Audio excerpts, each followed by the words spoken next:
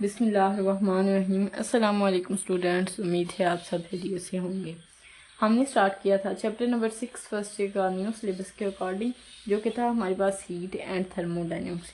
Heat वाला जो part है ये हमारे फर्स्ट 3 टॉपिक थे जो लेक्चर इस चैप्टर के उनमें कंप्लीट हो गया था। देन हमने स्टार्ट किया था पार्ट नंबर 2 जो कि था थर्मोडायनेमिक्स।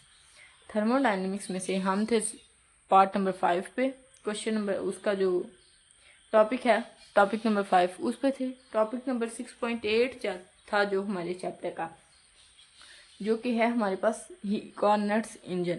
हमने लास्ट वीडियो में सेकंड लैब थर्मोडायनेमिक्स पढ़ा था, उसमें हमने जिक्र किया था हीट इंजन का। अब हम बात करते हैं कॉर्नट इंजन क्या है, और देन कॉर्नट इंजन को जो यूज़ करके हम कॉर्नट्स थ्योरम की स्टेटमेंट जो आई है हम उसको डिस्कस करेंगे। सबसे पहले कॉर्नट्स इंजन बनाया किसने था? एक साइंटिस्ट था, सादी कॉर्नट। उसने 1824 में हमें एक इंजन दिया था जिसको यूज़ करके, जिसमें उसने 2 तरह के फिनोमिना यूज़ किए थे। एक हमारे पास है आइसोथर्मल और दूसरा उसने यूज़ किया था एडियाबैटिक। ओके, ये 2 तरह के फिनोमिना उसने यूज़ किए थे। आइसोथर्मल का आपको पता है, हमने पीछे इसको डिस्कस कर लिया था। आइसोथर्मल हमारे पास ऐसा प्रोसेस है जिसमें हमारे पास टेम्परेचर जो है वो कांस्टेंट रहता है, जबकि एडियाबैटिक की जब हम बात करते हैं देन हम हीट को कांस्टेंट रखते हैं। ये हमारे पास था डेफिनेशन, हमने पीछे पढ़ी थी आइसोथर्मल और एडियाबैटिक प्रोसेस की। ओके, अब अगर नेक्स्ट चलें तो इसमें कौन कौन से प्रोसेसेस हो रहे हैं। अगर हम बात करते हैं कॉर्नट इंजन की, तो इसके जो मेन प्रोसेसेस हैं वो उसके 4 स्टेप्स हैं। It has 4 steps. ओके, अब ये 4 स्टेप्स क्या हैं? सबसे पहले आपने कॉर्नट इंजन की डेफिनेशन लिखनी है। देन हम पहले, इसलिए मैं इसको डिफाइन कर रही हूँ ताकि हमारे पास जो उसका आंसर आए देन हम उसको यूज़ करके तो इसकी स्टेटमेंट लिखें। वरना अगर आपके क्वेश्चन में, ये वैसे क्वेश्चन इंपॉर्टेंट है हमारे पास, तो अगर मैं पेपर की बात करूँ तो सबसे पहले आपने इसकी स्टेटमेंट लिखनी है, ये है क्या, कॉर्नट इंजन कहते किसे हैं। देन आपने बताना है कि ये हमारे पास किसने दिया था। सादी कॉर्नट ने 1824 में हमें दिया था, और इसके 4 स्टेप्स होते हैं। देन आपने उन 4 स्टेप्स को आगे एक्सप्लेन करना है। ओके, 4 स्टेप्स को अगर डिस्कस करूँ मैं, तो सबसे पहले हमारे पास जो प्रोसेस आता है वो आइसोथर्मल एक्सपेंशन का आता है। एक्सपेंशन क्या होता है? किसी भी गैस का जब कोई जो मॉलिक्यूल हैं अगर उनका वॉल्यूम इंक्रीज हो रहा है देन हम कहते हैं कि इसका जो है ये यहाँ पे गैस एक्सपेंड हो गई है।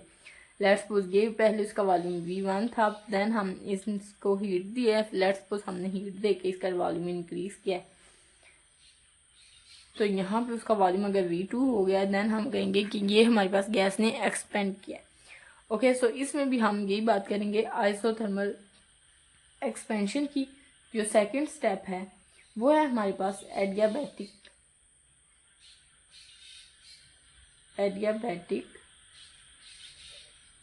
एक्सपेंशन। ओके, एक्सपेंशन यहाँ पे भी वही है, और एडियाबैटिक का पता है आपको, यहाँ पे हम हीट को कांस्टेंट रखते हैं जिस प्रोसेस में, उसमें हम कहते हैं कि ये हमारे पास एक एडियाबैटिक प्रोसेस है। अब अगर नंबर 3 की बात की जाए तो उसी तरह नंबर 3 हमारे पास दोबारा से आइसोथर्मल है, लेकिन यहाँ पे गैस एक्सपेंड करने की बजाय हम गैस को कंप्रेस करते हैं, जिसमें हम लिखेंगे कि ये हमारे पास आइसोथर्मल कंप्रेशन है।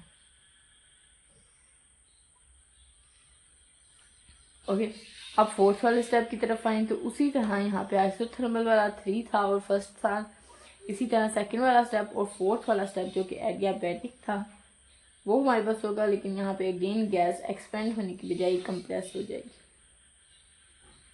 ओके, ये हमारे पास मेन प्रोसेस है जो कॉर्नट्स इंजन का, वो किस तरह वर्क करता है, ये उसके 4 स्टेप्स हैं। अब मैं इसको ग्राफ की मदद से आपको ये एक्सप्लेन कर देती हूँ कि ये प्रोसेस होना किस तरह। सो अब हम एक पीवी ग्राफ बनाएंगे जिसमें हम हमेशा की तरह जो वॉल्यूम है उसको वाई एक्सिस पे, जबकि एक्स एक्सिस पे, जबकि प्रेशर को वाई एक्सिस पे लेते हैं। सो अगर हम देखें, सबसे पहले हम बात करते हैं आइसोथर्मल एक्सपेंशन की। आइसोथर्मल एक्सपेंशन, आपको पता है हमने पीछे भी इस ग्राफ को डिस्कस किया था जब हमने एडियाबैटिक और आइसोथर्मल को डिस्कस किया था, और मैंने बताया था आपको जो हमारे पास एडियाबैटिक होता है वो ज़्यादा स्टीपर होता है। सो अगर हम देखें तो लेट्स सपोज हमारी गैस ने एक्सपेंड करना शुरू किया है पॉइंट ए से। ओके, यहाँ पे गैस है तो उसने आइसोथर्मल एक्सपेंशन करना शुरू किया। अब आइसोथर्मल एक्सपेंशन जब होती है, आपको पता है जब भी हम टेम्परेचर को कांस्टेंट रखते हैं तो आइसोथर्म होता है हमारे पास, आइसोथर्मल प्रोसेस जो था हमारे पास सामने बोला था उसमें जो ग्राफ हमारे पास आएगा उसको हम आइसोथर्म कहते हैं। सो आइसोथर्म इस तरह का आता था, मतलब जैसे जैसे हमारा प्रेशर डिक्रीज करता था वॉल्यूम इंक्रीज करना शुरू हो जाता था, because pressure direct proportional to the था volume according to the Boyle's law. Okay, इसी तरह हमारे पास यहाँ पे भी जैसे जैसे प्रेशर डिक्रीज होगा हमारा वॉल्यूम इंक्रीज करना शुरू हो जाएगा। ओके, यहाँ पे इस पॉइंट पे आके हमने स्टॉप लगाया। देन हमारे पास जो अब एडियाबैटिक एक्सपेंशन की अगर बात की जाए तो वो हमारे पास थोड़ा सा, अब इस पॉइंट से हमने आगे जाना है ना, सो वो इससे थोड़ा स्टीपर होता है। तो इसलिए हम कहेंगे कि अगर हम इस पॉइंट से शुरू करें तो हमारा एडियाबैटिक वाला इस तरह आएगा, मतलब प्रेशर और जो हमारे पास वॉल्यूम है उन दोनों के दरमियान डिफरेंस इतना नहीं आता, मतलब जिस हिसाब से प्रेशर डिक्रीज करता है आइसोथर्मल में और वॉल्यूम इंक्रीज करना शुरू हो जाए तो उस हिसाब से कम इसमें, जैसे जैसे हम प्रेशर को डिक्रीज करेंगे हमारा वॉल्यूम इंक्रीज होगा। ओके, यहाँ पे आके हमने बात की ये हमारे पास है। अब यहाँ पे हमने टेम्परेचर कांस्टेंट रखा हुआ था, सो यहाँ पे टी जो है वो हमारे पास, सो यहाँ पे हमने आइसोथर्मल की बात की थी ना, तो आइसोथर्मल में पता है आपको हमारे पास टेम्परेचर कांस्टेंट होता है, लेकिन जो हीट है हमारे पास वो कांस्टेंट नहीं होती, इसलिए हम कहते हैं कि जो ये स्टेप 1 है इसलिए यहाँ पे Q की वैल्यू Q1 है। ओके, और यहाँ पे हमारे पास जो Q है वो कांस्टेंट है, इसलिए हम टेम्परेचर की बात करें तो यहाँ पे T1 हमारे पास टेम्परेचर है। इसी तरह अब यहाँ पे हमारे पास इस तरह का ग्राफ आ रहा था, तो हम यहाँ पे एक एरो का निशान लगा देते हैं ताकि हमें पता चल जाए हमारा ग्राफ किस तरफ जा रहा है। अब यहाँ पे इस तरफ ग्राफ आ रहा है, तो ये हमारे पास हुई एक्सपेंशन। ओके, एक्सपेंशन का ग्राफ हमारे पास ये आ गया। लेकिन अब अगर बात करें आइसोथर्मल कंप्रेशन की, ये हमारा थर्ड स्टेप है आइसोथर्मल कंप्रेशन। जैसे एक्सपेंशन में जैसे जैसे वॉल्यूम प्रेशर डिक्रीज करेगा वॉल्यूम इंक्रीज करेगा। लेट्स सपोज ये हमारे पास गैस है, जैसे जैसे हमने इसके ऊपर 2 पिस्टन रखे हुए हैं, प्रेशर डाला हुआ है एटमॉस्फेरिक प्रेशर, यहाँ पे गैस है, यहाँ पे वॉल्यूम उसका V1 है। जैसे जैसे हम एक पिस्टन हटाएंगे गैस का वॉल्यूम जाहिर सी बात है ऊपर जाएगा, क्योंकि अब गैस के मालिक्यूल्स पे जो प्रेशर है वो कम हो गया, वो ऊपर जाएंगे, इसलिए जो लीड है वो भी ऊपर जाएगा। सो यहाँ पे वॉल्यूम इंक्रीज करेगा। लेकिन इसी तरह अगर हमने गैस को कंप्रेस करना है, देन हमारे पास अब लेट्स सपोज यहाँ तक गैस के जो मॉलिक्यूल्स हैं वो आ रहे हैं। अब यहाँ पे उनका प्रेशर जो है वो P1 है, सॉरी यहाँ पे प्रेशर उनको नहीं दिया गया, यहाँ पे उनका वॉल्यूम V1 है। अब यहाँ पे अगर हम प्रेशर को इंक्रीज करते हैं तो गैस जाहिर सी बात है उसका लीड नीचे आएगा और गैस कंप्रेस हो जाएगी। इसलिए हमारे पास यहाँ पे जब सेकंड वाला कंप्रेशन वाला प्रोसेस आता है उसमें हमारे पास जो वॉल्यूम है वो डिक्रीज करता है और प्रेशर इंक्रीज करता है। इसी तरह हम कहेंगे हमारा वॉल्यूम जो है अब उसने डिक्रीज करना शुरू कर दिया, और सॉरी इंक्रीज वॉल्यूम जो है उस डिक्रीज करना शुरू कर दिया और जो प्रेशर है हमारा वो इंक्रीज कर रहा है, इसलिए वॉल्यूम हमारे पास डिक्रीज ही करेगा और जो प्रेशर है वो इंक्रीज करेगा। अगर यहाँ से करें तो जाहिर सी बात है प्रेशर इस तरफ इंक्रीज होगा, सो हम इसका ग्राफ इस तरह बनाएंगे। ये हमारे पास आ गई आइसोथर्मल कंप्रेशन। ओके, अब यहाँ पे ग्राफ हमारा इस तरफ जा रहा है, इसलिए मैं इसको इस तरफ एक एरो का निशान लगा लेती हूँ। ओके, ये हमारे पास आ गया थर्ड वाले स्टेप का भी ग्राफ, जो कि था हमारे पास आइसोथर्मल कंप्रेशन। ओके, अब यहाँ पे हम आ गए, इस पॉइंट को मैं पॉइंट ए का नाम दे देती हूँ, इसको बी का, इसको सी का, और ये हमारे पास आ गया हमारा पॉइंट टी। अब हमारा जस्ट एक स्टेप रह गया है जो कि हमारे पास है एडियाबैटिक कंप्रेशन। अगर हम क्यू को कांस्टेंट रख देते हैं देन हमारे पास किस तरह इसका ग्राफ डाउनवर्ड आया था, मतलब जैसे जैसे प्रेशर डिक्रीज कर रहा था वॉल्यूम इंक्रीज कर रहा था, उसी तरह अब वॉल्यूम इंक्रीज करेगा और सॉरी प्रेशर इंक्रीज करेगा और वॉल्यूम डिक्रीज करेगा। सो ये हमारा ग्राफ कुछ इस तरह आ जाएगा। थोड़ा सा टिल्ड आता है, मेरा थोड़ा पॉइंट का डिफरेंस हो गया, इसलिए आपने इसको थोड़ा सा टर्न बनाना है। लेट्स सपोज हमारा ये पॉइंट इस तरह है, तो आपने इसको इससे मैच कर देना। ओके, ऐसे ये हमारे पास आ गया हमारा फोर्थ वाला स्टेप, जो कि था एडियाबैटिक कंप्रेशन। ओके, ये हमारे पास ग्राफ आ गया। अब यहाँ पे जो है वो टेम्परेचर हमारे पास T1 था। अब यहाँ पे हमारी अगेन जो स्टेप है वो आइसोथर्मल है, इसलिए टेम्परेचर तो कांस्टेंट है। सो हम यहाँ पे कहेंगे इस पॉइंट पे हमारे पास जो हीट है वो Q2 है, और यहाँ पे हमारे पास जो टेम्परेचर है वो T2 है। ओके, ये हमारे पास आ गया ग्राफ। इस जो ये वाला है आइसोथर्मल वाला, इसको हम आइसोथर्म कहते हैं, जबकि जो सेकंड वाला एडियाबैटिक वाला उसको हम एडियाबैट कहते हैं। ओके, ये हमारे पास यहाँ पे जो हमने वैल्यू ली थी वॉल्यूम की, उसको हम V1 का नाम दे देते हैं, जबकि इस पॉइंट को हम V2 का नाम देंगे। इस पॉइंट पे जो वॉल्यूम है उसको मैं V2 का नाम दे देती हूँ, जबकि यहाँ पे हमारा थर्ड वाला स्टेप है, इसके वॉल्यूम को V3, और ये फोर्थ वाला जो स्टेप है ये थोड़ा सा टिल्ड हो गया था, इस वजह से हमारा ये, और देन मैं इसको थोड़ा सा चेंज करूँ तो ये हमारे पास V4 आ जाएगा। ओके, इसी तरह प्रेशर की बात की जाए, स्टेप 1 पे हमारे पास प्रेशर की वैल्यू P1 थी, स्टेप 2 पे हमारे पास जो प्रेशर की वैल्यू है वो P2 है, जबकि जो 3 वाला है हमारा स्टेप, उस पे प्रेशर की वैल्यू P3, फोर्थ वाले पे प्रेशर की वैल्यू हमारे पास आ गई P4। ओके, ये इस तरह अब ये हमारा ग्राफ बन गया।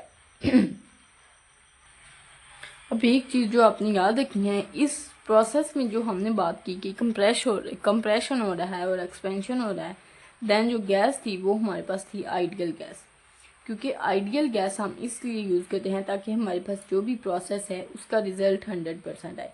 अब जैसे ही रिज़ल्ट हमारे पास 100% आएगा, देन हम कहेंगे कि हमने इसमें आइडियल गैस यूज़ की थी। इसलिए क्योंकि हम रियल गैस, मैंने आपको बताया था, आइडियल चीज़ जो है वो हमारे पास 100% रिजल्ट देते हैं, लेकिन रियल में हमारे पास उसमें कुछ जो है वो लिमिटेशंस होती हैं, जिसकी वजह से हमारे पास उसका रिजल्ट वो 100% नहीं आता। ओके, अब अगर यहाँ पे हम बात करें जो सिस्टम, अब यहाँ पे भी जैसे हमने ग्राफ में पढ़ा, ये हमारे पास ग्राफ था ना, तो जितना हम नीचे आए उतना ही बाद में हम ऊपर चले गए। मतलब जितना हमने ये स्टेप डाउनवर्ड किया उतना ही हम अपवर्ड भी मूव करें, और देन यहाँ पे जो प्रोसेस हुआ था वो इसके इक्वल। इसलिए जो भी ये रिवर्सिबल प्रोसेस है, बिकॉज ये देखिए ना, फर्स्ट हमारी कंडीशन ये थी, देन हमने इस तरफ मूव किया, लेकिन वापस हम इस तरफ मूव करके इस तरफ आ गए, इसलिए हम कहेंगे कि ये हमारे पास एक रिवर्सिबल प्रोसेस था। और रिवर्सिबल प्रोसेस जो होता है, इसको हम लास्ट वीडियोज़ में से हमने शायद टॉपिक आपके 6.5 था, उसमें हमने इसको डिस्कस किया था, रिवर्सिबल प्रोसेस और इरिवर्सिबल प्रोसेस क्या था। सो मैं आपको दोबारा बता देती हूँ, रिवर्सिबल प्रोसेस हमारा ऐसा प्रोसेस था जो कि जिसकी हमारे पास जो इनिशियल कंडीशन थी वो पॉसिबल थी।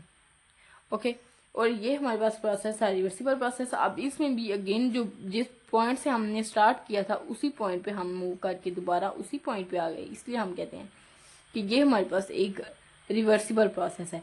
सो रिवर्सिबल प्रोसेस में इनिशियल कंडीशन जो है वो दोबारा से रिकवर हो जाती है, इसलिए हम कहते हैं कि जो एनर्जी लॉस है वो हमारे पास ज़ीरो है। जो हमारे पास अगर एनर्जी यहाँ पे E1 थी, देन हम दोबारा वापस आए तो E1 ही एनर्जी हमें वापस मिली, इसलिए हम कहते हैं कि ये प्रोसेस हमारा रिवर्सिबल प्रोसेस है। और रिवर्सिबल प्रोसेस में जो इंटरनल एनर्जी होती है वो कांस्टेंट रहती है। So change in internal energy अगर देखें तो वो ज़ीरो होता है, मतलब इंटरनल एनर्जी में कोई चेंज नहीं आता। सो इसी तरह अगर हम अब यूज़ करें first law of thermodynamics, first law of thermodynamics, first law of thermodynamics के अकॉर्डिंग हमारे पास जो हमारी हीट है सिस्टम की जो हमने ऐड की है वो हमारे पास इक्वल थी Q is equals to del U plus W। So यहाँ पे डेल U जो है हमारे पास चेंज इन इंटरनल एनर्जी ये हमारे पास ज़ीरो है। सो Q हमारे पास आ गया वर्क टन के इक्वल। लेकिन यहाँ पे एक चीज़ जो आपने देखनी है वो है हमारे पास Q। अब हमने जब ग्राफ की बात की तो हमने बोला था कि Q जो है वो पहले Q1 है, देन हमारे पास Q2 आया है। इस तरह हमारे पास कुछ आया था ना, यहाँ पे Q1 था, ये हमारे पास ज़ीरो था, यहाँ पे Q2 था और यहाँ पे ज़ीरो था, इसलिए हम कहते हैं कि ये हमारे पास Q1 Q2 की फॉर्म में। सो हम जो सारा प्रोसेस है इसमें जो है वो हीट को ऐड कर लेते हैं। सो Q हमारे पास इक्वल आ जाएगी। फर्स्ट वाले प्रोसेस में हमारी Q की वैल्यू थी वो Q1 थी। सेकंड वाला जो हमारा स्टेप था एडियाबैटिक एक्सपेंशन वाला, उसमें हमारे पास Q0 हमने ली थी बिकॉज कांस्टेंट थी।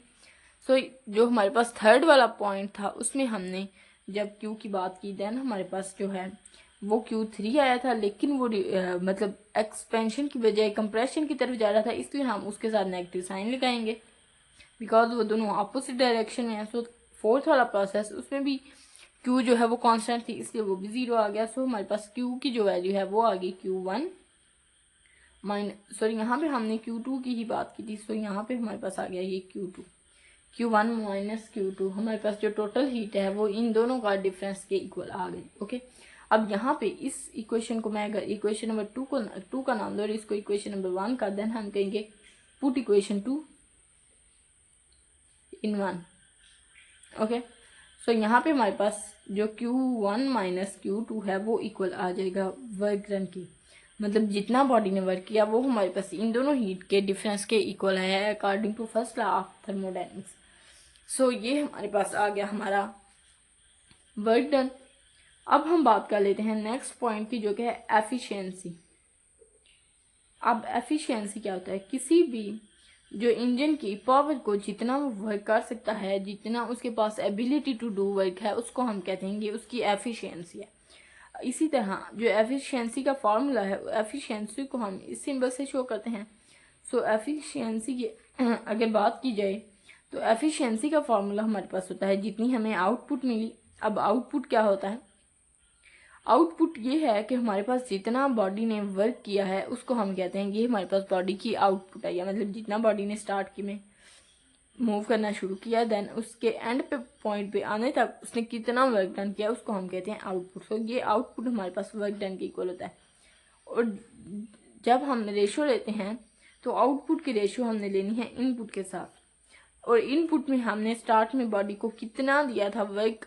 अब जाहिर सी बात है बॉडी ने स्टार्ट पे तो वर्क करना शुरू नहीं किया, इसलिए हमने उसको स्टार्ट करने के लिए, प्रोसेस को स्टार्ट करने के लिए कि क्या दिया, टेम्परेचर या फिर हीट जो भी दिया, हमने उसको लिखना है इनपुट में। सो इनपुट में हमने स्टार्ट में जो टेम्परेचर था वो तो कांस्टेंट था, लेकिन बॉडी की हीट कांस्टेंट नहीं थी, और हमने Q1 हीट उसे दी थी जिसकी वजह से जो है उसमें कंप्रेशन हुई थी, इसलिए हम इनपुट में लिखेंगे Q1। ओके, सो हमारे पास एफिशिएंसी वर्क डन हमारे पास किसके इक्वल आया था? ये इक्वेशन नंबर 3 जो कि इक्वल है Q1 माइनस Q2 के डिवाइडेड बाई Q1। ये हमारे पास एफिशिएंसी आ गई in terms of heat. Okay, लेकिन इसी तरह अगर हम टेम्परेचर की बात करें, जो हमने यहाँ पे तो ये हो गया ना आइसोथर्मल प्रोसेस, बिकॉज इसमें हमने टेम्परेचर को कांस्टेंट रखा हो, लेकिन अगर हम टेम्परेचर के टर्म्स में बात करें तो हमारे पास जो वर्क डन होगा, अगर इस प्रोसेस की थर्ड वाले प्रोसेस की बात करें तो इसमें हमने हीट को कांस्टेंट रखा होता है और टेम्परेचर T1 था। इसी तरह जो वर्क डन है वो हमारे पास आ जाएगा T1 माइनस T2। अब डिवाइड इनपुट हमने यहाँ पे टेम्परेचर T1 दिया था, इसलिए यहाँ पे T1 आ जाएगा। अगर मैं मज़ीद इसको लिखूँ तो T1 इन दोनों को हम, ये नीचे दोनों की डिवाइड हो रहा है इसलिए मैं अलग-अलग लिख सकती हूँ। यह आ जाएगा Q1 माइनस, यह आ जाएगा T2 divided by T1।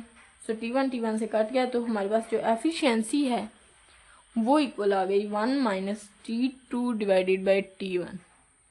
Okay, अगर आपको गिवन डाटा में या फिर न्यूमेरिकल आता है तो उसमें आपको अगर हीट दी जाती है और कहा जाता है कि एफिशिएंसी फाइंड करें, देन आपने ये वाला फार्मूला यूज़ करना है जो कि इक्वल आ सकता है 1 minus Q2 divided by Q1। Okay, so लेकिन अगर आपको टेम्परेचर गिवन है तो देन आपने ये वाला फार्मूला यूज़ करना है। ओके, ये हमारे पास हो गई एफिशिएंसी की बात। अब यहाँ पे अगर हमने परसेंटेज एफिशिएंसी निकालनी है, देन हम इसको जो है 100 से मल्टीप्लाई करेंगे, देन हमारे पास परसेंटेज एफिशिएंसी आ जाएगी। लेकिन हमने यहाँ पे यूज़ की थी इस थ्योरम को प्रूव करने के लिए, इस इंजन को बनाने के लिए हमने यूज़ की थी आइडियल गैस। और आइडियल गैस आपको पता है जो रियलिटी में एग्जिस्ट करती नहीं है, इसलिए हम कहते हैं कि किसी भी प्रोजेक्ट की अगर हम कहें कि T2 जो है वो T1 के इक्वल है, मतलब जितना टेम्परेचर हमने स्टार्ट में लिया उतना ही हमारे पास जो है वो सेकंड वाले प्रोसेस में है, तो ये गलत बात है। यहाँ पे आइडियल गैस हमने यूज़ किया है, इसलिए हमने उस प्रोसेस को यूज़ करने के लिए दोनों टेम्परेचर को इक्वल रखा हुआ था, लेकिन रियल गैस में हमारे पास ऐसा केस एग्जिस्ट ही नहीं करता, इसलिए हम कहते हैं कि एफिशिएंसी हमारे पास 100% के इक्वल हो ही नहीं सकती। ओके, ये हमेशा 100% से कम होती है। ओके, ये चीज़ आपने याद रखनी है। लेकिन अगर हम आइडियल गैस की बात करें तो उसमें एफिशिएंसी 100% आ सकती है, लेकिन अगर हम रियल गैस की बात करें, जो रियलिटी में हम गैस यूज़ करते हैं उसकी बात करें, देन हम कहेंगे कि जो हमारी एफिशिएंसी है वो हमेशा 100 से कम ही आएगी। सो इसी तरह आपकी जो सेकंड वाला है वो हमारे पास है कॉर्नट थ्योरम। अगर हम कॉर्नट थ्योरम की बात करें तो जैसे नाम से ही आपको पता है वो हमारे पास कॉर्नट इंजन था, तो ये कॉर्नट्स थ्योरम है। कॉर्नट्स थ्योरम भी हमने उसी को यूज़ करके, एफिशिएंसी को यूज़ करके दिया है उसने, सादी कॉर्नट्स ने। देन इसकी स्टेटमेंट हम लिखेंगे कि अब यहाँ पे हमने बात की कि एफिशिएंसी जो है 100% से कम होती है। सो हम लिखेंगे कि इट इज़ इम्पॉसिबल, या फिर अगर आप लिखें, अगर आपकी बुक से मैच करें तो हमारे पास लिखेंगे नो हीट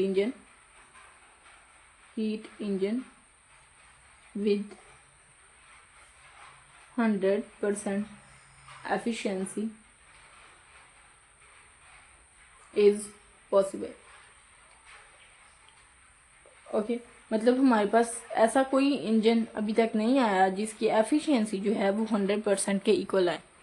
अगर आप इसको दूसरी टर्म में लेके जाएं, अगर आप इसमें कॉर्नट इंजन की भी बात करें, देन हम इसको लिखेंगे कि नो हीट इंजन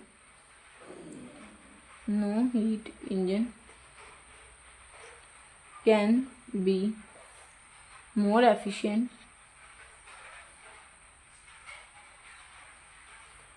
देन और Carnot engine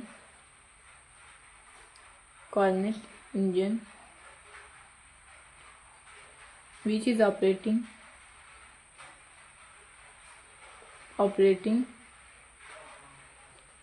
between two same temperatures। मतलब हमारे पास कॉर्नट इंजन तो हमने आइडियल गैस को यूज़ करके ही दिया था ना। अगर हम उसकी बात करते हैं, देन मैंने आपको बताया था कि अगर हम ये ऊपर जो हमने एफिशिएंसी का फार्मूला लिखा है इसकी बात करें तो T1 अगर T2 के इक्वल है, देन ही ये हमारे पास 100% का एफिशिएंसी आती है। सो कॉर्नट इंजन की तो एफिशिएंसी 100% आ गई, लेकिन वहाँ पे हमने यूज़ की थी आइडियल गैस, और आइडियल गैस रियलिटी में एग्जिस्ट नहीं करती। इसलिए हम कहते हैं कि हमारे पास ऐसा इंजन आ ही नहीं सकता जो कि कॉर्नट इंजन की तरह वर्क करे। सो ये हमारे पास था हमारा कॉर्नट्स थ्योरम की स्टेटमेंट आ गई। आपने कॉर्नट्स थ्योरम भी, ये भी लॉन्ग क्वेश्चन के लिए इंपॉर्टेंट है, उसमें भी आपने सेम कॉर्नट्स पहले इसकी स्टेटमेंट लिखनी है, देन आपने वो सारा कॉर्नट इंजन वाला प्रोसेस बताना है, उसके पार्ट्स क्या हैं, देन आपने एंड पे उसको जो है एफिशिएंसी निकालनी है, और आपने लिखना है कि हमारे पास आइडियल गैस की अगर बात करें तो उसकी एफिशिएंसी तो से जो है वो 100% आ सकती है, बिकॉज फर्स्ट वाला टेम्परेचर है वो सेकेंड वाले टेम्परेचर के इक्वल होता है। लेकिन अगर हम रियलिटी की बात करें तो टेम्परेचर जो है वो सेम नहीं हो सकते, जिसकी वजह से हमारे पास कॉर्नट इंजन एग्जिस्ट ही नहीं करता। ऐसा कोई इंजन हमारे पास अभी तक नहीं है जिसकी जो हमारे पास टेम्परेचर है और सेम हो और वो कॉर्नट इंजन की तरह वर्क करे। सो यहाँ पे ये वाला टॉपिक हमारा कंप्लीट हो चुका है। अब हम इंशाल्लाह नेक्स्ट वीडियो में अपना नेक्स्ट टॉपिक डिस्कस करेंगे। तब तक के लिए आप इस टॉपिक को अच्छे से कवर करें, क्योंकि ये टॉपिक लॉन्ग क्वेश्चन के लिए बहुत इंपॉर्टेंट है। सो अपना ख्याल रखिएगा। खुदा हाफ़िज़।